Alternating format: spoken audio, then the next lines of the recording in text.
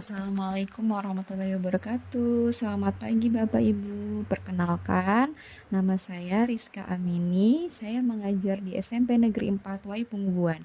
Saya adalah CGP Angkatan 11 di Kabupaten Lampung Tengah, Provinsi Lampung. Salam kenal Bapak Ibu.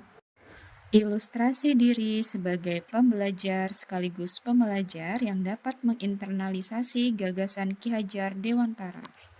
Menurut Ki Hajar Dewantara, pendidikan bertujuan untuk menuntun segala kodrat yang ada pada anak-anak agar mereka dapat mencapai keselamatan dan kebahagiaan yang setinggi-tingginya, baik sebagai manusia maupun sebagai anggota masyarakat.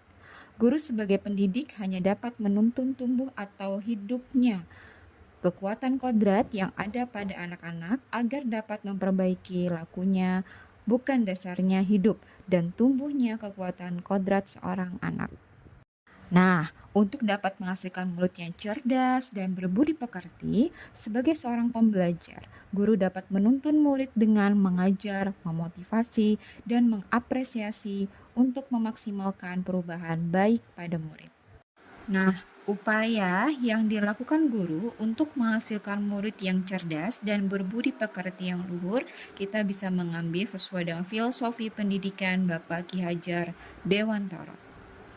Yang pertama adalah Ingarso Sung Tulodo, di depan memberi contoh. Seorang guru harus dapat memberikan contoh atau teladan yang baik kepada siswa-siswinya. Kemudian Ingmadio Mangun Karso, di tengah membangun semangat. Seorang guru diharapkan dapat aktif bekerja sama dengan siswa dalam usaha mencapai tujuan pendidikan.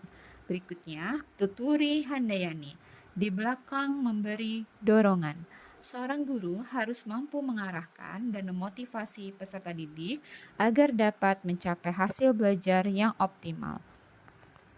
Sebagai seorang guru dapat menerapkan 3 asas pendidikan tersebut. Guru tidak dapat mengubah kodrat yang dimiliki murid secara langsung. Namun, guru dapat melakukan dengan menyamarkan kodrat yang kurang baik pada diri anak dan memperjelaskan kodrat yang baik secara baik kepada diri murid. Internalisasi gagasan Ki Hajar Dewantara sebagai pembelajar. Hal yang menurut saya sangat menarik dari gagasan Ki Hajar Dewantara yang telah saya peroleh dari video atau bahan bacaan modul adalah Ki Hajar memiliki semangat yang luar biasa dalam belajar dan menyuarakan akan pentingnya pendidikan. Beliau tanpa kenal kata menyerah dalam memperjuangkan pendidikan di Indonesia.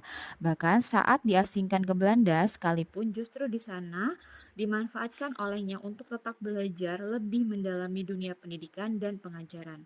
Pada tahun 1922, beliau pun mendirikan sebuah taman siswa yang lahir sebagai gerbang emas kemerdekaan dan kebebasan budaya bangsa.